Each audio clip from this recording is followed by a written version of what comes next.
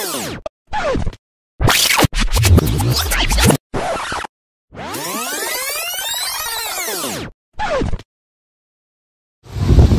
नमस्कार मित्रांनो, आता आपण आंबोलीसाठी चालू आहे।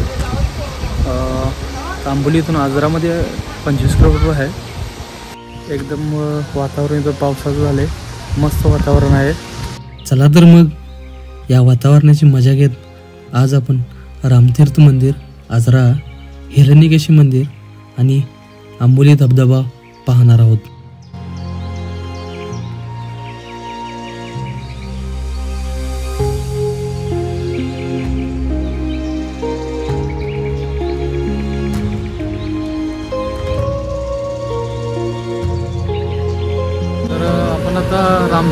रामतीर्थ येथे आल्यावर हे पहिले मंदिर महादेवाचे मंदिर लागते।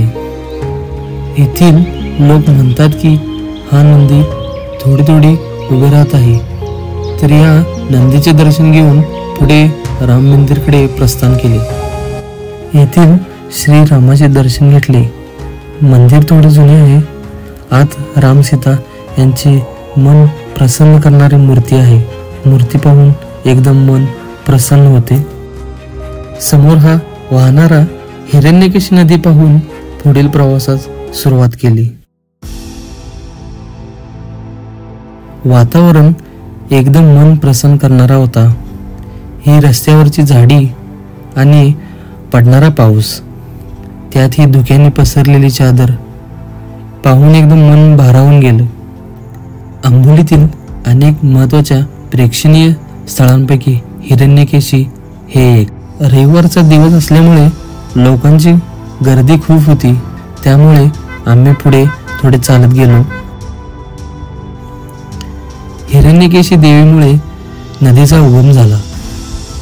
7 गुहांमधून ही नदी पृथ्वीच्या भेटीला येते अशी आख्यायिका सांगितली जाते। मुख्य रस्त्यापासून साधारण 3 किलोमीटर अंतर आतमध्ये जावे लागते। वाटेत छोटी 2 गावे लागतात, नंतर नुसता पसरलेला डांबरी रस्ता, उंच सकल आणि वळणावरचा रस्ता संपला की पुढे दिसते ते जंगल, पसरलेले जंगल आणि मळलेल्या पायवाटा। तिथेच गाडी थांबवून उजव्या हाताला छोट्या ओहळावरून चालत पुढे जायचं। लोखंडी साखो पार केला की एकदम पेविंग ब्लॉकने सजवलेला रस्ता लागतो। मंदिर गुहेतच आहे, येथूनच नदीचा उगम झालेला दिसतो। गुहा साधारण 250-300 मीटर लांब आहे। मंदिरात समोर महादेवाची पिंडी, गणेश मूर्ती आणि महालक्ष्मी दिसते। महादेव पिंडीच्या दोन्ही बाजूने पुढे आल्यावर गायमुख दिसते। मंदिरात अतिप्राचीन गुहेत पाण्याचा स्रोत झुळझुळतो। मंदिरासमोर मुख्य कुंड पाण्यानं सदोदित भरलेलं असतं। शेजारीच अस्थि विसर्जनाची जागा आहे। हे सर्व निसर्गरम्य वातावरणातील मंदिर पाहून आम्ही निघालो आंबोली धबधब्याकडे।